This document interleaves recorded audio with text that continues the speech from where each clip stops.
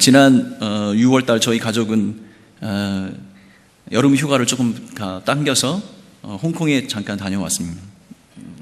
그곳에 이제 저와 함께 사역을 했던 자매 선교사가 늦은 나이에 결혼을 한다는 소식을 듣고 온 가족이 함께 참여하기로 결정을 했습니다. 그 선교사는 저희들과 좀 특별한 관계가 있습니다. 저희 둘째가 40일이 되자마자 저희는 그 아기를 데리고 선교지에 나갔는데 병치레가 너무 심해서 저희 아내나 온 가족이 굉장히 어렵고 힘든 시간들을 많이 보냈습니다. 그때마다 그 선교사는 아낌없이 우리 가정에 찾아와 줬고 우리 자녀들을 돌보고 함께 기도하며 그 어려운 시간들을 극복했습니다.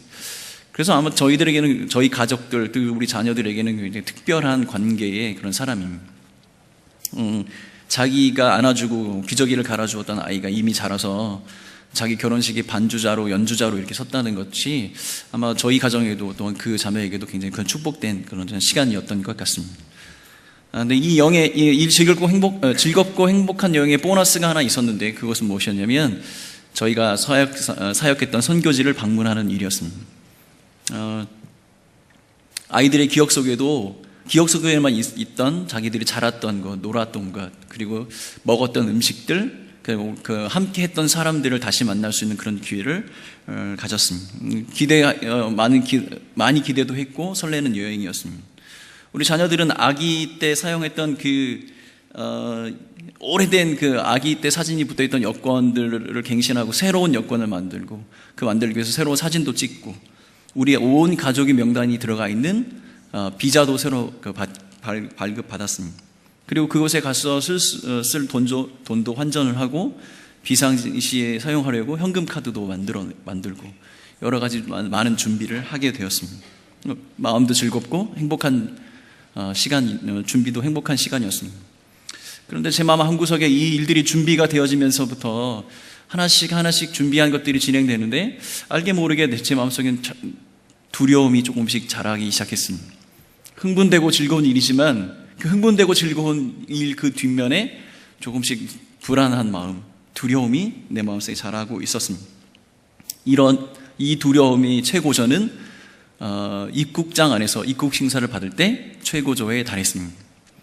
지금 현재 제가 사역했던 그곳은 여러 가지 원인으로 말미암아 선교사들이 사역을 하지 못하고 입국 거부, 비자 발급 정지, 추방 명령 등 여러 가지 이유로 지금 그곳을 떠날 수밖에 없는 그런 상황이었습니다.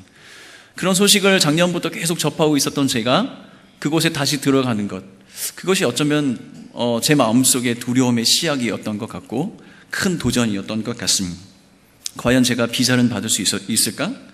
입국은 할 수 있을까? 이런 걱정과 염려가 제 안에 자라고 있었던 것 같습니다.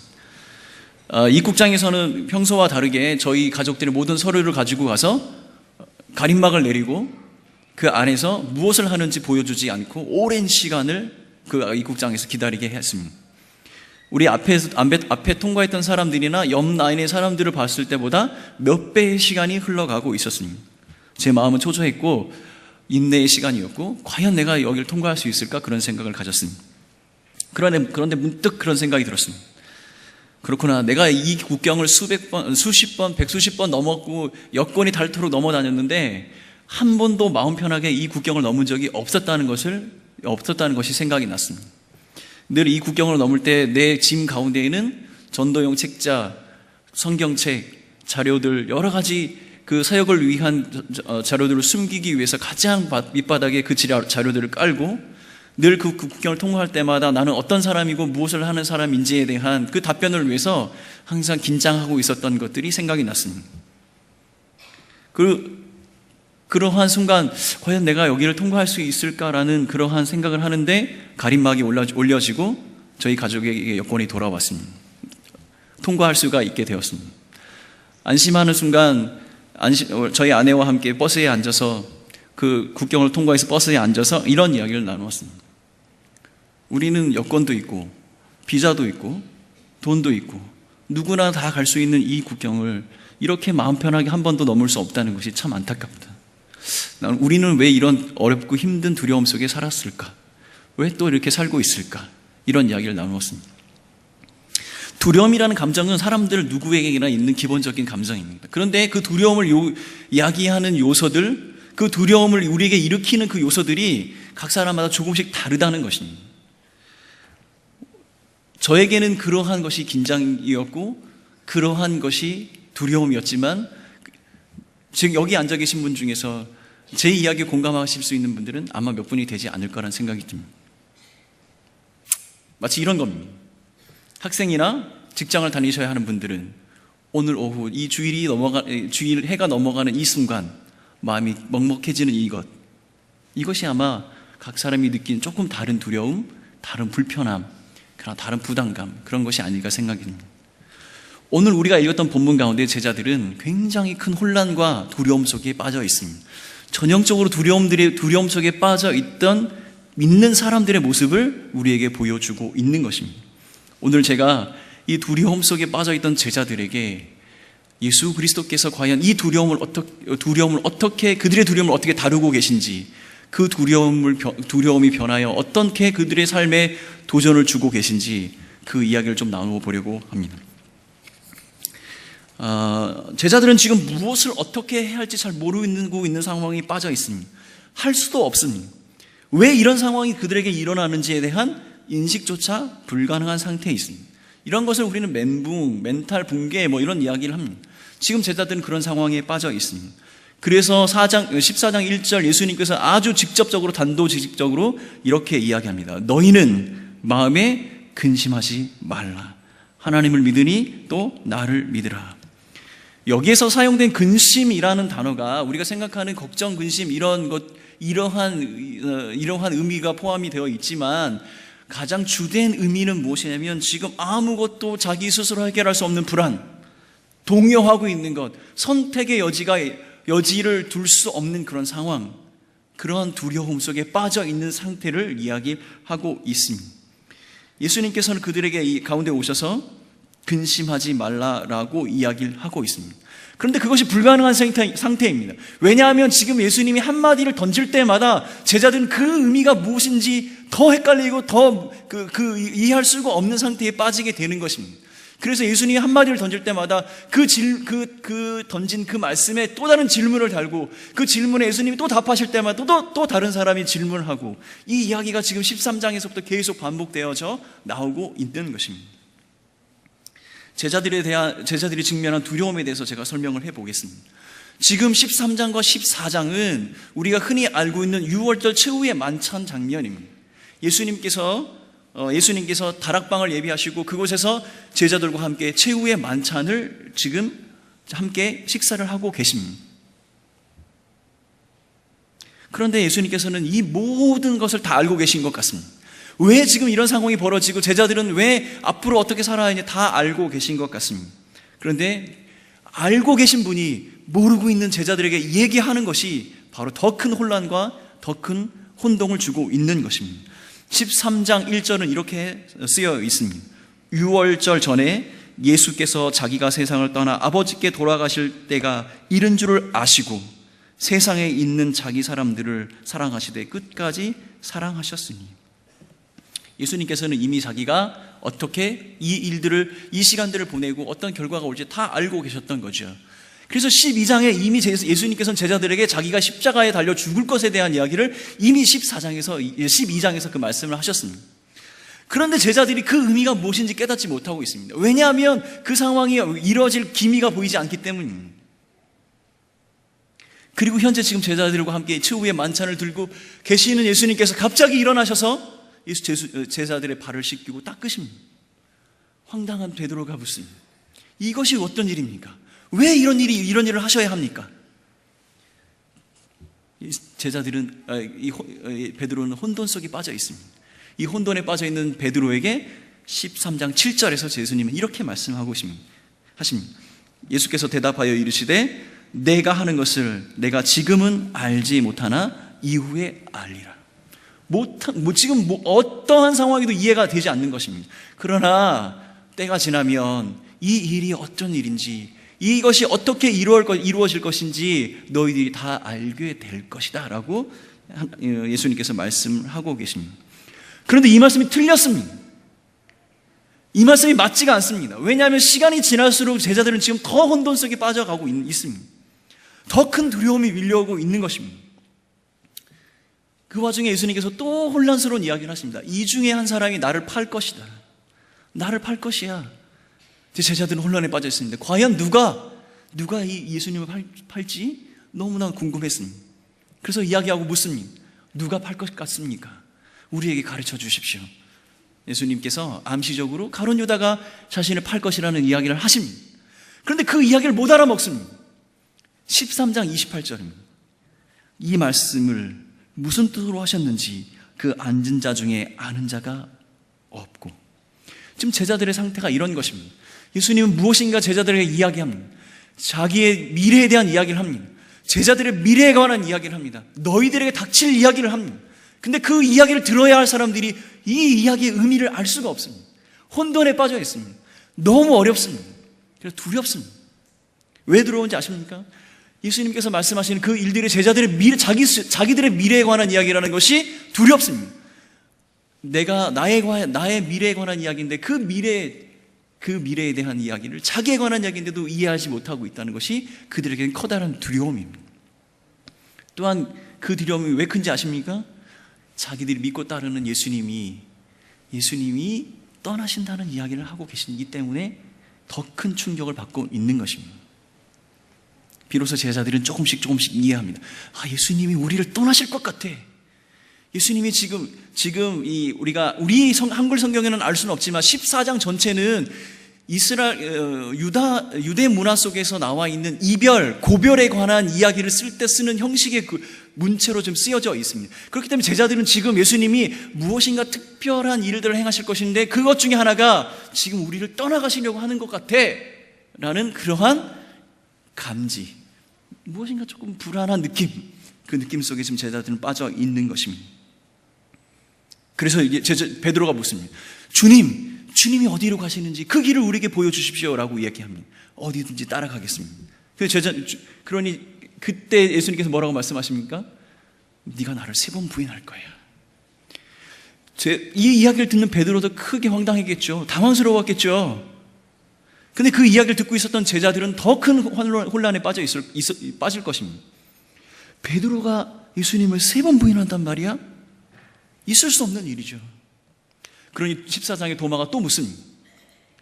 주님이 가시는 길이 어딘지 알 수 없는데 그 길은 어디로 가시는, 어떤 길로 가십니까? 그러는 예수님께서 또 이상한 이야기를 하십니다.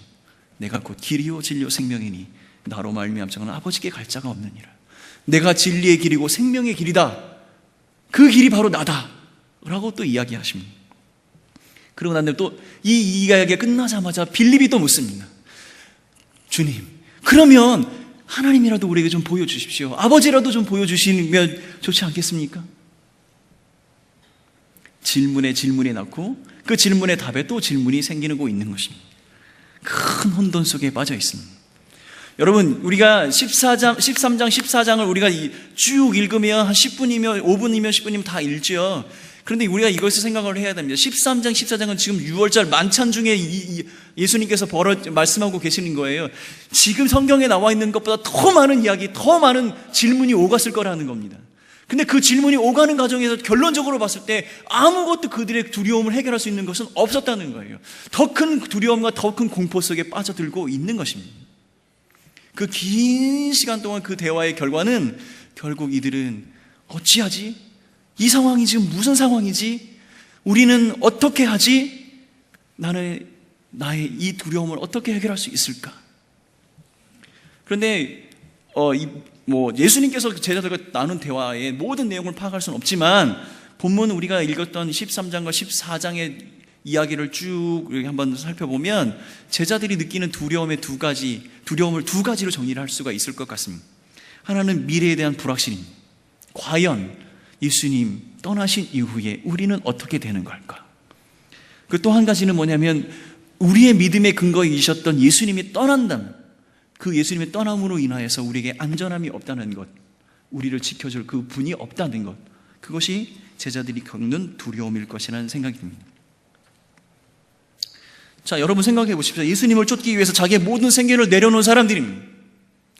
자기의 모든 것을 포기한 사람입니다. 예수님을 따라야 할 제자들에 관한 이야기를 할 때 가족도 포기하라고 말씀하셨습니다. 이들 가족도 포기한 가장들일 것입니다.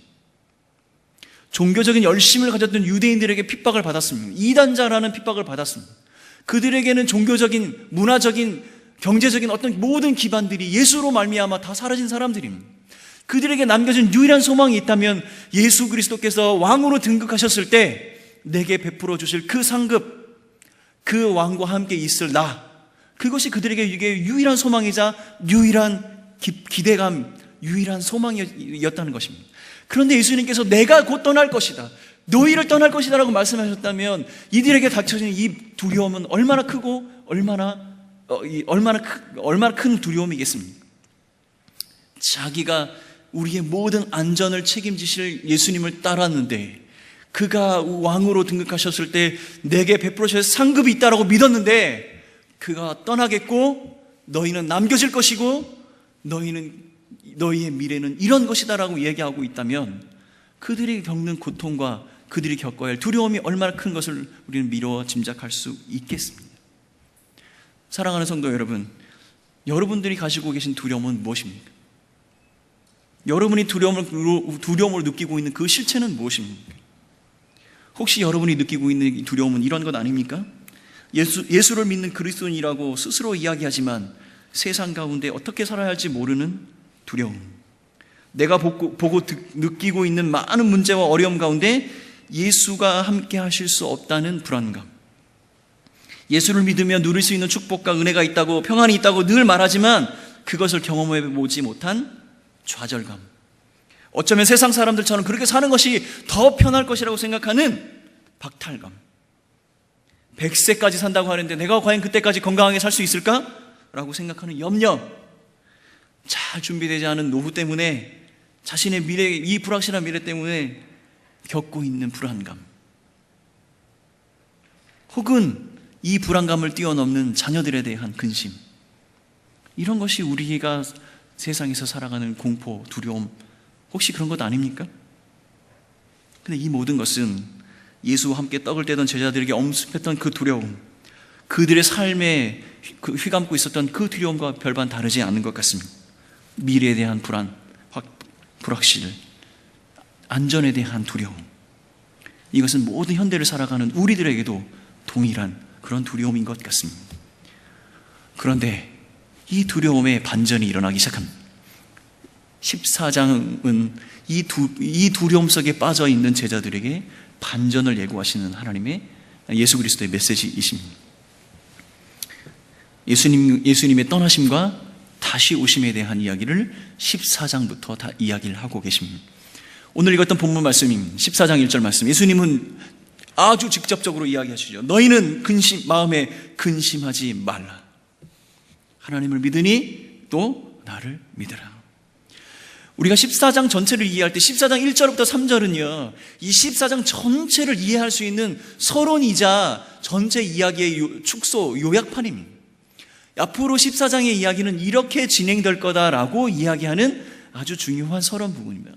마치 14장 1절부터 3절까지의 내용을 잘 이해한다면 14장의 내용이 이렇게 진행될 거구나라고 이해할 수 있습니다.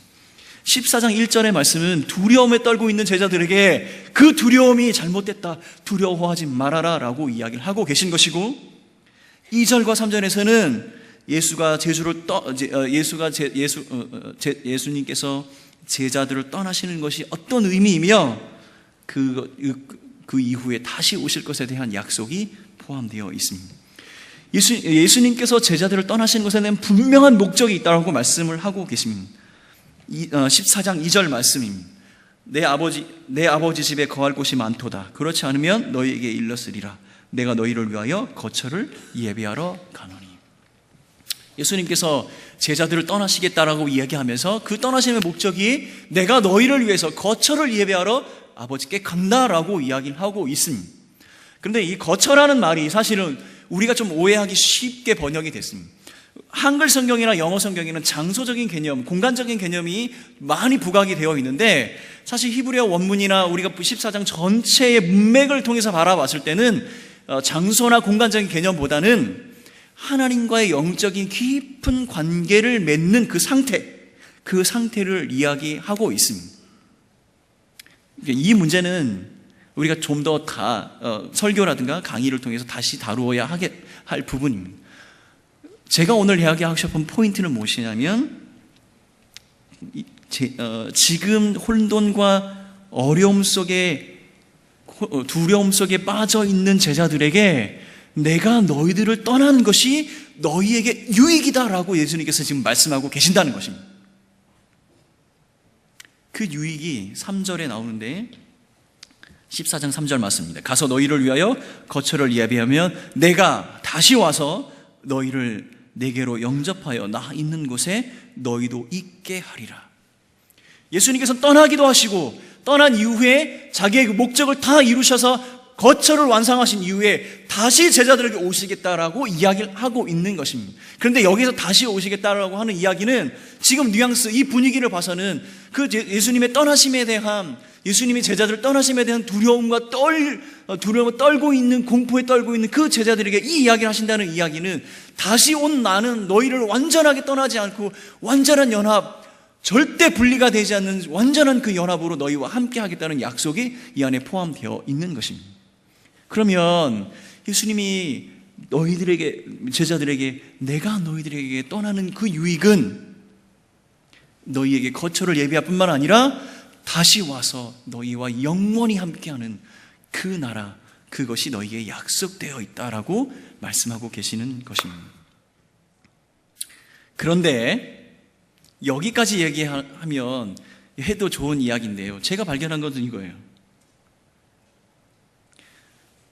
예수님이 지금 떠나시는 문제, 예수님이 떠나시는 그 공포에 휩싸여 있는 문제는 현실의 문제입니다. 현재의 문제입니다. 곧 닥칠 현재의 문제입니다.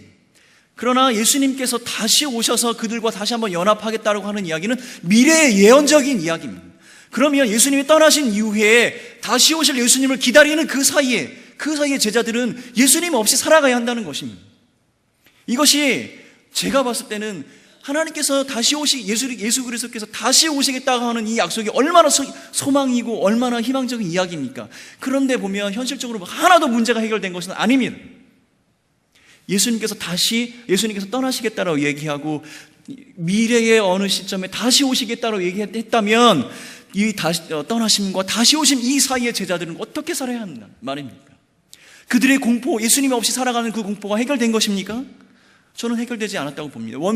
이 문제는 소망의 하나님의 약속이 이 안에 포함되어 있지만 이 문제는 다시 원점으로 되돌아와 있는 것입니다. 제자들은 앞으로 곧 닥칠 예수님의 떠나심을 경험하게 될 것이고 하나님의 예수 그리스도의 약속으로 다시 오실 그때를 기다리며 예수님의 떠남과 다시 오심 사이를 살아가야 한다는 것입니다. 그런데 이게 제자들만의 문제는 아니죠. 저희들과 동일한 문제인 것입니다. 예수님께서 이미 하늘에 계시고 다시 오시겠다 약속하셨지만 그 약속이 언제 어떻게 이루어질지 알 수 없기 때문에 우리는 예수님께서 떠나심과 다시 오심 사이에 우리도 지금 그렇게 살고 있는 것이라는 것입니다. 그렇다면 제자들이 맞닥뜨리고 있는 문제, 그 두려움의 문제, 그것이 우리와 별반 다를 것이 없는 그런 것이었다면 예수님께서 여기에 약속하신 이 약속도 또한 우리에게 동일한 약속이긴 하지만 우리도 불안과 공포와 어려움 속에 고난과 고통 가운데 살아가고 있는 현재의 삶을 살아가고 있다는 것, 그것이 우리의 삶과 우리 이 제자들의 현재 이 성경에 나와 있는 제자들의 삶과 별반 다르지 않다는 것, 이것을 우리는 알아야 할 것 같습니다. 동일합니다.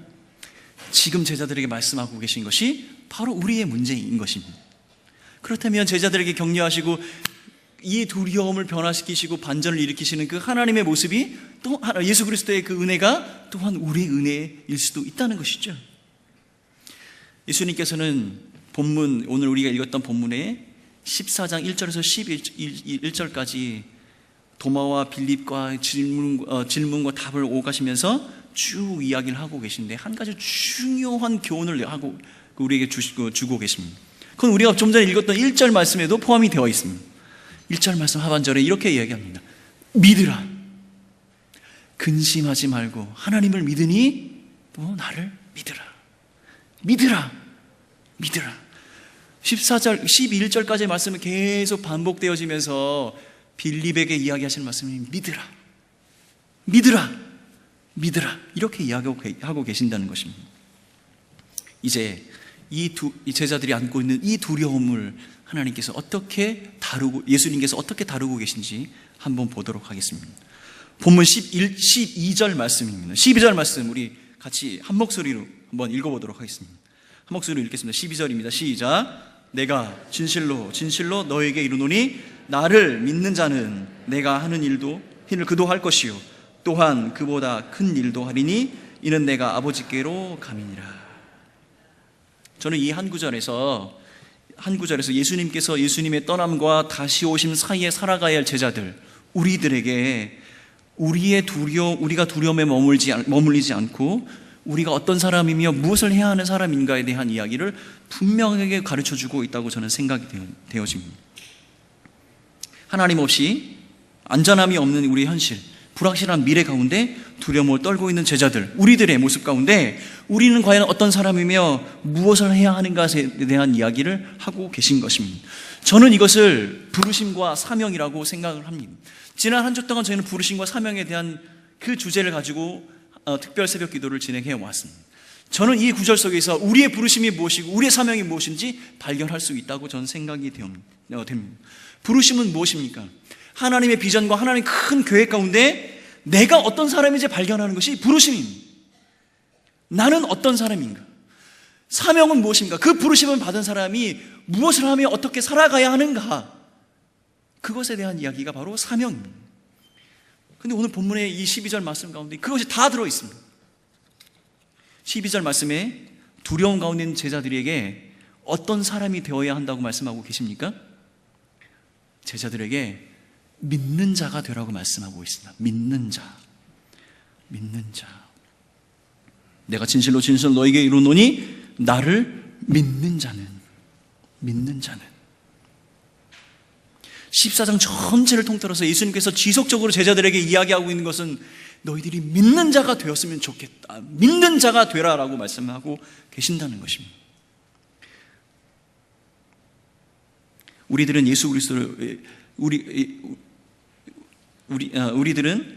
그리스도께서 진리의 길, 생명의 길이 되심을 믿어야 합니다. 예수께서 우리 아버지와 함께 하시며 하나이심을 믿어야 합니다. 그분이 우리를 아버지께로 인도하실 유일한 분이심을 믿어야 합니다. 하나님과 아버지는 하나이심을 믿어야 합니다. 그의 이름으로 구하는 모든 것을 응답하시는 분이 그분이신 것을 믿어야 합니다. 그분이 우리의 모든 것을 책임져 주시는 유일한 하나님이신 것을 믿어야 하는 것입니다. 저는 이것을 부르심이라고 생각합니다. 믿는 자가 되는 것입니다. 예수 그리스도를 믿는 사람이 되는 것, 믿는 자가 되는 것은 바로 우리를 그렇게 불러주신 것입니다. 그러면 그 믿는 자, 그 부르심을 받은 자가 해야 할 일은 무엇입니까? 아주 명확하게 나와 있습니다. 그를 믿는 모든 사람이 예수님께서 하신 일도 할 것이고 그보다 더 큰 일도 할 것이다 라고 본문에는 이야기를 합니다. 내가 진실로 진실로 너희에게 이르노니 나를 믿는 자는 내가 하는 일을 그도 할 것이요 또한 그보다 더 큰 일도 하리니. 예수님께서 하신 일이 무엇입니까? 마태복음 4장 23절 25절에 보면 예수님께서 하신 일을 아주 명확하게 이야기하고 있습니다. 예수님께서 두루촌을 다니시면서 선포하시고 가르치고 치유하셨다라고 이야기를 하고 있습니다. 그럼 믿는 자가 해야 할, 마땅히 해야 할 그 일을, 그 사명은 복음을 선포하며 말씀을 가르치고 그 아픔과 고통 가운데 있는 사람들을 치유하는 그 일입니다. 그것이 바로 믿는 자가 해야 하는 것입니다. 이것은 바로 사명입니다. 사명. 예수께서 그가 하셨던 그 일을 우리가 하게 될 것이라고 말씀하셨고 그보다 더 큰 일도 우리가 감당할 수 있을 것이라고 말씀하고 계신 것입니다. 또한 오늘 우리가 읽었던 본문 가운데 또한 그 사명을 이루시기 위해서 너희가 내 이름으로 기도하는 모든 것을 다 들어주실 것이라고 약속하셨고 그가 보혜사 하나님이시면서 또한 다른 보혜사 우리 안에 들어오셔서 영원히 떠나지 아니하시는 성령 하나님, 우리를 도우시는 그분을 너희에게 주시기를 위해 하나님께 구하겠다라고 말씀하고 계십니다. 14장 16절 말씀, 내가 아버지께 구하겠으니 그가 또 다른 보혜사를 너희에게 주사 영원토록 너희와 함께 있게 하리니. 우리가 직면한 두려움, 두려움 이것이 끝이 아니라는 것입니다. 우리가 너희들이 겪고 있는 미래에 대한 불확실, 안정감이 없는 삶, 그것이 끝이 아니다. 성령께서 너희와 함께 하시며 이 두려움과 혼돈 가운데 살아가는 이 세상 가운데 우리의 부르심이 분명해지고 우리가 무엇을 하며 이 땅에 살아가야 하는지 명확하게 인도하시고 가르쳐 주실 것이다 라고 본문은 우리에게 말씀하고 계시는 것입니다. 언제까지요? 예수 그리스도께서 다시 오실 그때까지 우리의 부르심과 사명이 성령으로 말미암아 더 뚜렷해지고 더 명확해지며 더 견고해진다라고 말씀하고 계십니다. 이것은 나이에 상관이 없는 것입니다. 우리의 처한 환경과 조건에 상관이 없는 것입니다. 어디에도 성경에도 너희가 연약하니 너희가 부족하니 그렇게 해라라고, 그것만 해라라고 말씀하고 계시지 않습니다.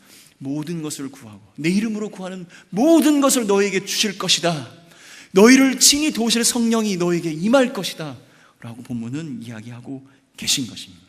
그러니 두려움 가운데 떨고 있는 그 제자들의 그 두려움을 다루시는 예수 그리스도의 모습은 그 두려움 가운데 우리의 사명과 부르심을 분명하게 보여주시고 그 부르심과 사명을 이룰 수 있는 방법도 가르쳐주고 계신 것이지요.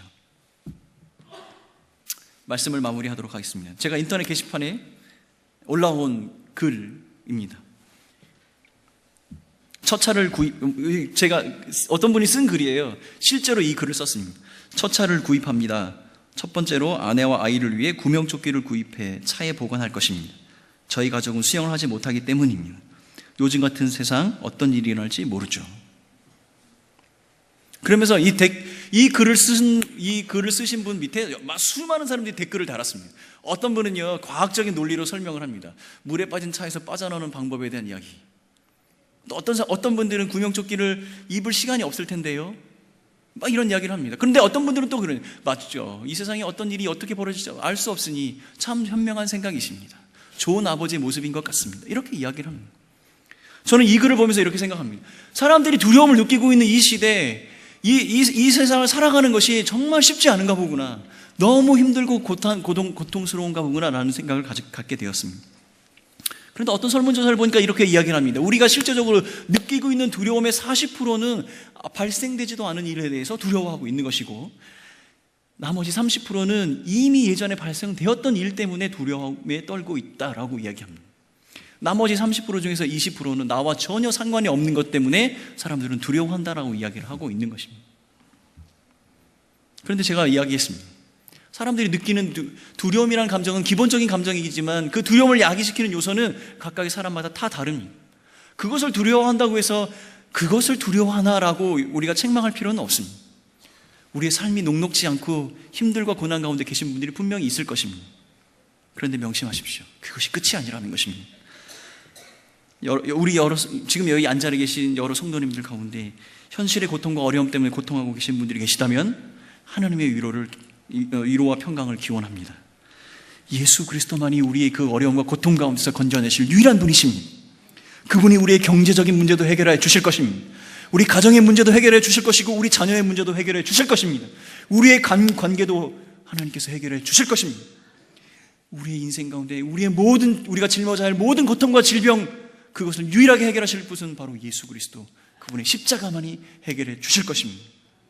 우리의 모든 불치의 병, 우리 마음의 질병, 그 모든 것도 해결하실 유일한 방법이 바로 예수 그리스도, 그 한 분이신 것입니다. 예수 그리스도가 유일한 해답입니다. 그렇다면 우리가 해야 될 것은 무엇이냐면 그분을 믿는 믿음으로 살아가는 것입니다. 믿어야 한다고 예수님께서 말씀하셨습니다. 너희들 두려움에 떨고 너희들 제자들, 너희들을 믿어야 한다. 내가 곧 그 하나님이고 너희가 본 내가 바로 그 하나님이다. 나를 믿어야 한다라고 예수님은 가르쳐주고 계신 것입니다. 불확실한 미래 때문에 두려움에 떨고 계신 분들이 계시다면 성령의 인도하심을 위해서 기도하겠습니다. 성령은 우리 모든 고난을 이길 수 있는 힘과 능력이 되십니다. 우리가 알지 못하는 그 미지의 세계를 갈 때 우리의 긴 인도자가 되어주시며 우리의 모든 세상에서 감당할 만한 모든 일의 능력의 원천이 되신 분이 바로 성령 하나님이십니다. 그 하나님께서 여러분의 인도자가 되어주실 것입니다. 예수 그리스도께서 말씀하셨습니다. 성령을 너에게 주시기로 구하겠다라고 말씀하셨습니다. 그 성령이 여러분과 함께 하십니다. 그 성령 하나님을 믿으시는 여러분들이 되셨으면 좋겠습니다. 성령 충만의 은혜를 누리십시오. 그 성령의 능력을 경험하는 여러분들이 되셨으면 좋겠습니다. 우리가 명심해야 할 것은 우리가 둘러싸고 있는 이 조건들, 우리가 눈으로 바라보고 있는 이 어려운 환경들, 우리 마치 나에게만 닥치는 고난과 같은 이러한 두려움과 공포는 그것으로 끝이 아니라 그 가운데 예수 그리스도께서 약속하신 믿음, 성령, 이것으로 하나님께서 우리를 새로운 사명과 부르심 앞으로 인도해 가신다는 것, 이것을 우리는 배우고 깨달아야 할 것 같습니다. 우리는 믿는 자로 부르심을 받았습니다. 우리의 소명은 믿는 자가 되는 것입니다. 우리의 사명은 믿는 자로서 그리스도의 복음을 선포하고 잃어버린 자들을 주님께 돌아오게 하고, 우리가 가는 곳마다 그리스도와 함께하는 그 예배가 회복되어지며 하나님의 축복의 통로로 우리가 사용되어지는 것입니다. 두려워하지 마십시오. 성령을 붙드십시오. 우리가 믿는 그 하나님을 신뢰하는 여러분들이 되셨으면 좋겠습니다. 이것이 예수 그리스도께서 떠나심을 준비하며 제자들에게 남기신 교훈과 위로와 축복인 것입니다. 그 하나님의 능력 가운데 거하신 여러분, 그 하나님의 그 진리의 성령의 인도하심을 받는 여러분들이 되시기를 바라겠습니다. 우리 함께 찬양하며 나아가겠습니다. 부르신 곳에서 우리 성령 하나님께서 우리의 마음을 만져주실 것입니다. 우리가 믿는 자가 되었다면 하나님께서 예수 그리스도께서 약속하신 그 성령이 우리 안에 오실 것입니다. 그 성령으로 말미암아 우리는 우리가 불러야 할 그 이름 예수 그리스도를 부르게 될 것이고, 그를 믿는 믿음으로 살아갈 수 있는 능력이 생길 것입니다. 이 시간에 우리 함께 부르면서 하나님, 내 안에 예수 그리스도를 그 믿는 그 믿음으로 충만하게 하여 주시고, 성령 하나님 나를 인도하여 주시옵소서. 이 시간에 같이 함께 찬양하며 우리 고백하는 시간 갖도록 하겠습니다. 따스한 성령님, 따스한 성령님, 마음으로 보내 내 몸을 감싸며 주어지는 영원한 만족함을 느끼네. 사랑과 진리에 한 줄기 빛보내 한 줄기 빛보내